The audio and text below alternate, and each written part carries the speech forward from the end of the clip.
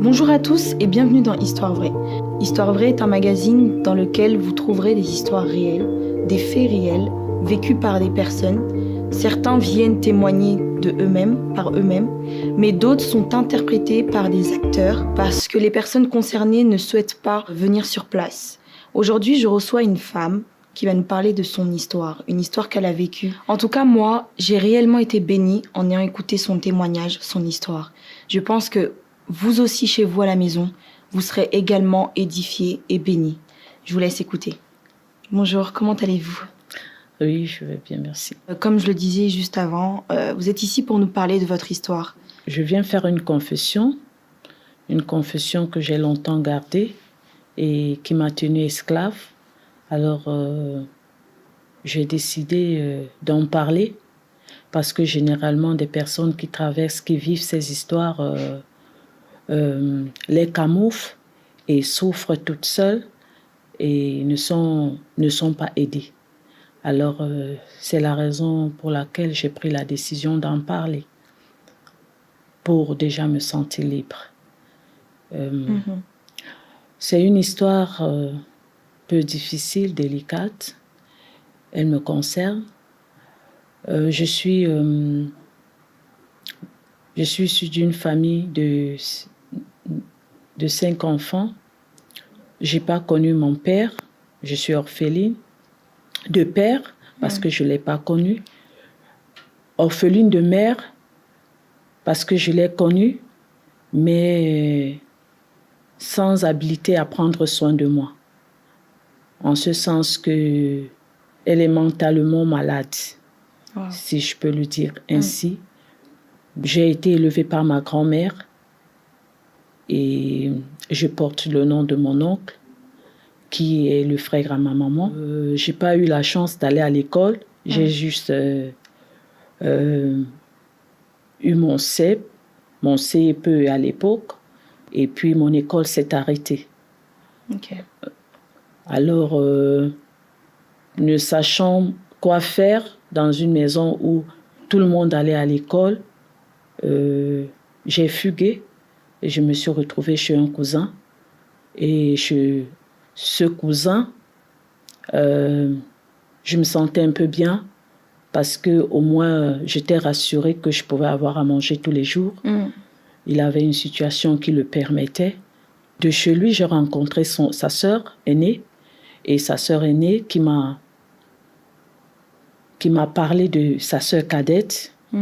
Et c'est à partir de là que je prends la décision de partir de ce cousin, parce que pendant que j'étais dans sa maison, il y avait des moments où lui aussi, il cherchait à me violer. Donc, il y avait des moments où il venait constamment dans ma chambre. Il venait me demander d'avoir des rapports avec lui. Et je savais que ce n'était pas des rapports bien parce que je savais que c'était mon cousin. Et je ne comprenais pas comment mon cousin pouvait me demander d'entretenir des rapports avec lui. Donc, ça a été une motivation pour moi de partir de là lorsqu'on m'a parlé de sa sœur. Alors, je suis partie chez sa sœur. Mais sans vous couper la parole, c'est juste pour préciser à ceux qui nous regardent que la femme qui nous raconte son histoire, elle nous raconte son histoire aujourd'hui. Aujourd'hui, c'est une femme, c'est une maman, mais elle a vécu cette histoire étant très jeune, je dirais même mineure. Donc, pour que vous compreniez un peu plus que quand elle vivait ces choses, c'était à un âge très, très précoce. Voilà. Pendant que j'étais chez mon cousin, j'ai fait la rencontre de sa cousine, donc une cousine à moi aussi, qui est pasteur et qui a épousé un pasteur. Et elle me sollicite parce que déjà, je ne fréquentais pas, j'étais à la maison. Donc, elle m'a sollicité à lui apporter mon aide parce qu'elle voulait s'occuper à faire une formation. Donc, c'est à partir de là que je me suis retrouvée chez eux. Donc, j'ai commencé à vivre là comme un enfant de la maison. Je m'occupais de la maison, je faisais tous les travaux de la maison, je m'occupais des enfants et tout. Et pendant que je le faisais, il s'est avéré que, en fait, que je vive quelque chose de difficile qui va affecter toute ma vie. Son mari, un matin, me trouve en train de dresser leur lit et décide de me violer. Wow. Il me viole et... Vous pouvez préciser, vous aviez quel âge? J'avais à peu près 16 ans. Et quand il a fait, à l'immédiat, il m'avait montré qu'il était déçu, que ce n'était pas son quotidien, c'était pas sa vie, qu'il était un homme de Dieu et ça ne sied pas avec sa morale. Il m'a appelé, il m'a demandé pardon dans son bureau. Il m'a dit de ne pas en parler parce que si j'en parlais, je portais la lourde responsabilité de détruire son foyer. Donc il fallait que je fasse passer cette histoire. Wow, donc ça, c'était la première fois que c'est arrivé quand la il première vous a fois. violé. Oui. D'accord. J'ai fait de mon mieux pour oublier cela. Mais sauf que je ne pouvais plus oublier. J'étais en prison de savoir qu'en dénonçant cette histoire, je peux me retrouver dans la rue. Il a profité pour continuer. Et il a continué à le faire. Il a continué à le faire. Il y avait des moments où, puisque l'église était en face, il y avait des moments, je sortais la nuit, j'allais me coucher à l'église juste pour éviter qu'il ne vienne dans ma chambre, qu'il me trouve. Donc je dormais à l'église. Il y avait des moments où je dormais à la véranda, j'ouvrais la porte la nuit, je me couchais à la véranda et vers 5 heures, j'entrais. Je me recouchais dans ma chambre pour éviter de le pour éviter. Et il n'avait pas d'heure. Il suffisait que peut-être, puisque je me couchais, c'est vrai, je me couchais un peu tard, parce que quand je me levais le matin à 5 heures, je devais m'occuper des enfants, les accompagner à l'école, faire à manger, laver, faire le repassage. Donc quand je finissais le soir, donner le dîner à tout le monde, ranger la cuisine, faire le ménage. Je me couchais parfois à minuit, parfois à minuit 30. C'était mon cycle quotidien. J'ai traversé cette situation comme ça. Je ne pouvais pas en parler parce que je savais que ma cousine aussi, de caractère très, très... Colérique. Oui, colérique. Je voulais éviter, en fait, je me sauvais parce que je voulais un abri. Je me sauvais moi-même de dire, je préfère souffrir que de me retrouver dans la rue parce que je ne saurais pas où aller, je n'ai pas de moyens, je n'ai pas quelqu'un qui prenne soin de moi. C'était mon gilet de sauvetage. Je voulais être dans un cadre qui ne me permettait pas de souffrir plus que ce que je vivais. Je savais que je souffrais, je savais que en fait je traversais une situation qu'il fallait partager avec quelqu'un, mais je pouvais pas la partager. J'étais juste entre m'occuper d'eux et l'église, à l'église là où ils avaient leur église. Donc du coup mon cadre était très restreint. Je souffrais seule. J'ai mûri avant l'âge parce que ça forge. Je m'étais forgé moi-même un caractère. Je parlais pas beaucoup. J'étais devenue dure comme un roc, quoi. Et pendant qu'il le faisait, la nuit comme le jour, j'ai eu une grossesse, la première grossesse. Je lui ai dit que j'étais enceinte. J'entendais des gens dire, il faut pas avorter. Si on avorte, on risque de perdre sa vie. Et à un moment, j'avais pensé fuguer, partir avec cette grossesse parce que je voulais pas avorter parce que on n'avait pas vite évacuer cette grossesse. J'avais fait peut-être 2 mois et demi avec cette grossesse parce que Il faisait comme si tout était normal. Et moi, je sentais qu'en fait, mon corps réagissait. Je suis partie à l'hôpital, je me suis renseignée. Le médecin m'a dit c'est dangereux. Qui est le père de l'enfant. Je ne pouvais pas lui dire que c'est un pasteur parce que je savais qu'en fait, il était connu. Il m'a dit, je veux voir le père de ton enfant parce que tu es jeune. Je ne peux pas t'enlever cette grossesse. Je lui ai dit, je me suis mis à genoux, je l'ai supplié, je lui ai dit, je n'ai pas de père, je n'ai pas de mère. Je suis hébergée, s'il te plaît. Alors, il m'a demandé 40 000. Je suis allée lui dire qu'il fallait 40 000. Et un matin, il est venu dans ma chambre, il m'a agité les 40 000. Tu peux aller te faire avorter. Je suis partie et on m'a fait le curettage, on a enlevé l'enfant. Vous comprenez que c'est une histoire vraie, c'est son histoire à elle-même. Ce n'est pas une actrice, mais c'est ce qu'elle a vécu. Et ce n'est vraiment pas facile de raconter quelque chose que l'on a vécu étant très jeune, sans parents, sans repères. Et comme nous pouvons voir, cette femme est très affectée. Elle est prise par ses émotions. Mais nous allons essayer d'avancer petit à petit pour vous permettre d'écouter son histoire jusqu'à la fin. Après l'hôpital, je suis rentrée. Il m'a demandé comment cela s'était passé.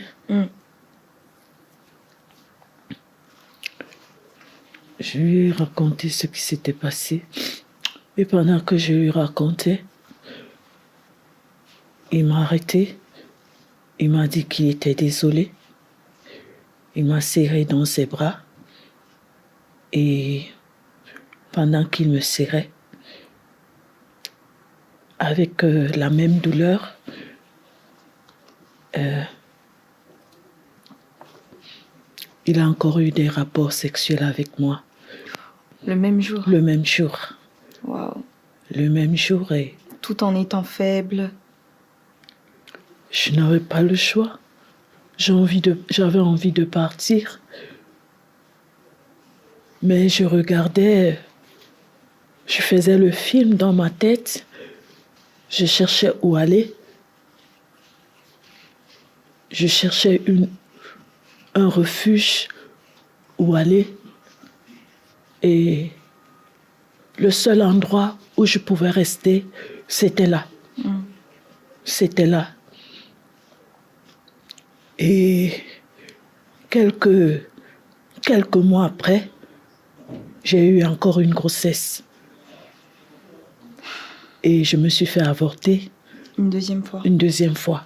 Mais permettez-moi de vous poser cette question. Pendant tout ce temps, lorsqu'il il abusait de vous sexuellement, personne ne vous voyait, ni sa femme, rien?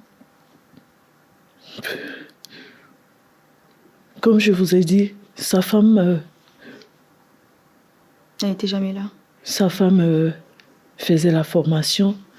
Elle partait le matin au plus tard 8 heures. Elle était déjà partie. Elle revenait le soir. Et je pense que elle aussi a été pour beaucoup dans cette histoire. Parce que la nuit, il venait et je me demandais comment elle peut être avec son mari, ne pas se rendre compte qu'il sort de peut avoir des indices quand même.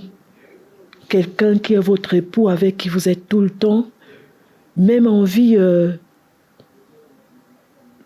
je me pose toujours cette question. Je me pose toujours cette question.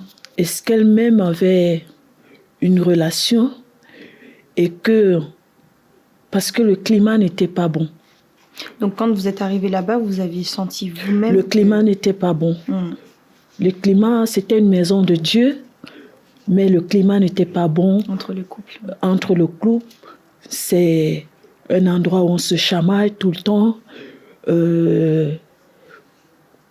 Des paroles très choquantes. Parfois, elle-même me disait que en fait, avec lui, ils n'ont pas de relation. Et je crois que lui, dans sa tête, s'est dit, ah, je fais d'elle ma deuxième femme. Je crois que c'est ça qu'il avait dans sa tête, que en fait, il fait de moi sa deuxième femme, dans le sens où lui, à tout moment, peut se satisfaire sexuellement sans savoir ce que je pense, sans connaître la douleur que je peux avoir au-dedans de moi. Et aussi, ce mauvais traitement de son épouse aussi qui est de caractère insupportable, parce que pendant tout ce temps, beaucoup d'enfants sont arrivés dans cette maison, mais personne n'est resté. Jusqu'aujourd'hui, je suis comme quelqu'un qui avait remporté le trophée, quelqu'un qu'on pouvait attribuer des médailles, même sa propre famille dire mais comment tu fais pour la supporter? Même ses sœurs, ses propres sœurs, elle demandait à ses propres sœurs, ses nièces de venir rester. Mais elle ne supportait pas. Elle ne supportait pas. Et c'est comme ça j'ai eu avec lui 4 grossesses. Ouais, c'est ce que j'allais vous demander parce que vous avez avorté. Il faut savoir qu'elle a avorté une première fois, une deuxième fois, une troisième fois, une quatrième fois. La 4e fois, je me rappelle encore, j'étais partie à l'hôpital et ce monsieur, parce que je partais chez le même monsieur, parce que j'avais peur d'aller ailleurs, je partais chez le même monsieur et il me disait, est-ce que tu peux me montrer ta famille? Est-ce que tu peux me montrer ta famille? Comme ça, on ira voir la personne qui t'envoie toujours ici parce que tu risqueras de ne plus avoir d'enfants. Il faut que je rencontre ta famille. Et moi, je savais que je ne pouvais pas. La dernière fois, je suis allée, il m'a dit, à partir d'aujourd'hui, tu ne viens plus ici. Plus d'une fois, j'ai raté la mort. C'est juste que Dieu avait compassion de moi. Dans cette souffrance, Dieu avait miséricorde. Dieu savait, Dieu connaissait mon histoire. Dieu savait que je souffrais. Wow. Ce jour-là, je suis partie aux toilettes et j'attendais que ça sorte. Ça ne sortait pas. J'ai mis ma main à l'intérieur. J'ai attrapé, il y avait comme une petite corde. J'ai attrapé cette corde et j'ai commencé à tirer. J'ai commencé à tirer, à forcer parce que je n'ai pas le droit de forcer, mais ça doit sortir de lui-même parce que ça prouve que l'utérus s'est ouvert. En fait, le col est ouvert. Et j'ai tiré. Donc, pendant que je tirais fortement, c'est sorti avec le fœtus. Et j'ai vu ce fœtus tomber entre mes pieds. Je tremblais, j'ai commencé à prier. Je suis tombée là aux toilettes, j'ai commencé à prier, j'ai commencé à dire, Seigneur, tu me sors de cette histoire où je vais me suicider, Seigneur, si tu ne fais rien pour moi. Tu as dit que tu es le Dieu des orphelins. Si tu ne fais rien pour moi, c'est fini. C'est la dernière fois. Je vais mourir. Je te promets, je vais mourir. Je pensais comment me renseigner même comment faire même pour mettre du poison dans son repas pour qu'il meure. Et une voix me disait, tu n'es pas assassin. Ça me remontait, tu ne vas pas le faire parce que j'en avais l'occasion, c'est moi qui faisais à manger, c'est moi qui faisais tout dans la maison. Mais vous n'avez jamais rien fait. Et j'ai commencé à dire à Dieu, même s'il faut que tu me rendes stérile, je veux plus que tu me fasses avorter dans cette maison. Je veux plus que tu permettes que j'avorte dans cette maison. Si tu veux, rends-moi stérile, que je vais plus jamais enfanter. Mais j'en ai marre, je souffre et je n'ai personne à qui parler de cette souffrance. Dans tout cela, comment vous êtes sorti de cette maison? Qu'est-ce qui s'est passé pour que vous puissiez partir? Déjà, comme les enfants que je gardais étaient déjà d'un âge, commençaient à être grands, BPC, probatoire, ils pouvaient déjà prendre soin d'eux, connaissaient se laver. Donc, vous n'aviez plus rien à faire. j'étais plus utile. J'étais plus très utile. Et tout le temps, son épouse disait maintenant tu peux partir, maintenant tu peux partir. Mes enfants peuvent déjà se débrouiller tout seuls, tu peux partir. Et il suffit que, par exemple, un plat se casse ou un verre se casse, parce que une fois, je ne sais plus ce que j'avais fait à la cuisine, j'avais fait quelque chose, je ne sais pas, j'avais soit cassé quelque chose, et puis elle s'était mise en colère. J'étais dans ma chambre et j'étais sortie me prendre ma douche, et à mon retour, elle est venue me trouver, j'étais toute nue. Elle a commencé à me taper et elle m'a jetée dehors, toute nue, sans une culotte, toute nue. Ça, c'est la maman pasteur. Oui. Et elle m'avait cogné l'oreille au mur, et l'oreille m'a fendu l'oreille, le mur m'a fendu l'oreille. Et je suis partie à l'hôpital. Et après, elle disait, tu sais, à des moments, j'ai envie de te tuer. Tu sais, à des moments, j'ai envie de te tuer. Maintenant, tu me sers plus à rien. Et elle avait l'habitude de me dire ça. Elle avait tout le temps, elle avait l'habitude de me le dire.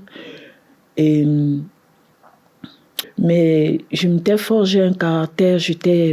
En fait, comme je parlais pas, il y avait des gens parfois qui venaient me faire asseoir pour me demander, est-ce que tu peux nous raconter, est-ce que tu souffres dans cette maison? Mais pourquoi tu souffres? Pourquoi tu n'as pas de famille? Et j'étais ma bibliothèque à moi.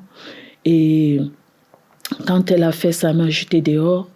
J'ai compris que déjà, comme ses enfants étaient déjà grands, que en fait, elle voyait que je servais plus à grand chose. Donc j'ai commencé à avoir une forte envie de partir. Parce que même quand je pouvais avoir même 500 que je gardais, elle venait fouiller tous mes vêtements, elle prenait, et ma chambre n'avait pas de porte, et c'était un calvaire. Donc il y avait plusieurs choses autour qui vous poussaient à partir. Il y avait plusieurs choses autour qui me poussaient à partir. Excusez-moi, maintenant, il y a une chose qui me vient à l'esprit là, c'est que vous ne connaissiez pas Dieu quand vous êtes rentré dans cette maison. Non. Mais où est-ce que vous avez fait cette rencontre avec Dieu? Vous l'avez faite où? Dans cette maison? Déjà, dans cette maison. Parce que quand je commençais à me poser beaucoup de questions, parce que quand je venais d'arriver, je ne partais pas à l'église, non. Je restais là parce que je leur disais, moi je suis venue juste vous aider, je ne suis pas obligée d'aller à l'église. Mais comme j'aimais écouter les chansons et j'aimais chanter, donc quand ils chantaient à l'église, ça m'attirait. Et j'ai commencé à aller, juste pour écouter la chanson. Ça me faisait du bien dans mon cœur, ça me consolait, ça me faisait du bien. Donc, petit à petit, j'ai commencé à solliciter la parole, j'ai commencé à lire la parole, J'ai commencé à avoir une forte envie de partir quand j'étais déjà arrivée au point où je ne supportais plus. C'est là où Dieu vous a montré. C'est là où j'entends dire j'ai vu Dieu pour la première fois, j'ai vu Dieu. Parce que je m'étais réveillée, je sentais une voix qui me poussait à prier et je m'étais réveillée la nuit. J'ai commencé à prier, je pleurais, je disais à Dieu, il faut que tu me montres où je vais partir. Et c'est comme ça, quand j'ai fini, autour de 3 heures du matin, je me suis couchée. J'ai eu une vision. J'ai vu le ciel ouvert. Après, quand j'ai levé les yeux, j'ai regardé, j'étais toute en larmes. Et pendant que je pleurais, il m'a dit, arrête de pleurer. Je suis désormais ton père et ta mère. Je ne t'abandonnerai pas. Je suis ton père et ta mère. Il m'a montré un grand arbre. Il a dit, regarde. J'ai regardé, j'ai vu un grand arbre qui avait beaucoup de fruits. Et les oiseaux étaient venus de partout, venus se poser sur cet arbre et ils mangeaient les fruits. J'ai vu des hommes venir en rang, venir prendre des fruits, ils partaient. Il a dit, c'est comme ça que tu seras comme cet arbre. Arrête de pleurer. En tout cas, on ne peut que rendre gloire à Dieu. Nous arrivons déjà à la fin. Je vous remercie vraiment d'avoir pris votre courage. Vous êtes maman, mais vous avez laissé votre petite fille chez vous pour pouvoir venir faire cette confession, vous libérer, parce que il y a une chose que nous n'avons peut-être pas précisée, c'est que elle n'a jamais parlé en fait à sa cousine de toutes ces choses qu'elle a vécues chez elle. Mais aujourd'hui, elle prend ce courage-là de venir dans ce plateau, dans Histoire Vraie, pour pouvoir faire cette confession-là. Mais avant de vous laisser partir, si vous avez un mot à dire à peut-être des femmes qui vivent la même situation que vous, ou qui ont vécu, ou quel serait le message? La première chose que je veux dire aux femmes qui vivent des choses comme ça, c'est qu'on a toujours peur du jugement des autres. On a toujours peur de se lancer, de raconter son histoire. Parce qu'on va se dire, on va vous traiter de coupable, c'est vous qui êtes responsable, c'est vous... en fait, tout se met en place pour vous juger. Sans connaître. Et il y en a qui sont morts avec des poids lourds, il y en a qui sont morts, il y en a qui sont devenus des prostituées, parce que si Dieu n'avait pas mis la main dans ma vie, je n'aurais plus accepté entendre parler de lui. Je n'aurais plus accepté entendre parler de l'histoire de l'Église, parce que je n'ai pas eu la chance de tomber dans une église où on a prôné la sanctification, le respect de l'autre. Et si Dieu n'avait pas un destin fort pour ma vie, je crois que je ne serais même plus en vie. Parce que je me serais soit tombée dans la drogue, parce que j'étais démoralisée, j'étais détruite. J'ai été détruite, dévaluée. Wow. Donc, je voudrais encourager toutes les personnes qui traversent, les femmes, les enfants qui ont été abusés. C'est pas facile, mais s'il y a possibilité, si on a vraiment quelqu'un qui allait, c'est toujours mieux d'en parler. Parce que moi, ça a détruit la moitié de ma vie. Ça a pris toute ma vie. Waouh! Merci à vous de nous avoir suivis. Merci d'avoir écouté cette histoire. À vous qui vivez des histoires similaires, je vous invite aussi à venir partager votre histoire avec nous sur ce plateau. Je vous dis à très bientôt pour un prochain épisode. On dit souvent que l'avenir appartient à ceux qui se lèvent tôt. Vous voulez prier, mais vous ne savez pas comment. Retrouvez le prophète Blaise Manzambi tous les jours à 6h et 23h heure de Paris pour vous diriger dans une prière intense. Je compte sur vous, soyez à l'heure. Bon, petit, Ça va et toi? on va trouver en puissance. Amen. Retrouvez la prière de juste avec le prophète Blaise Manzambi sur Casarema Satellite 2.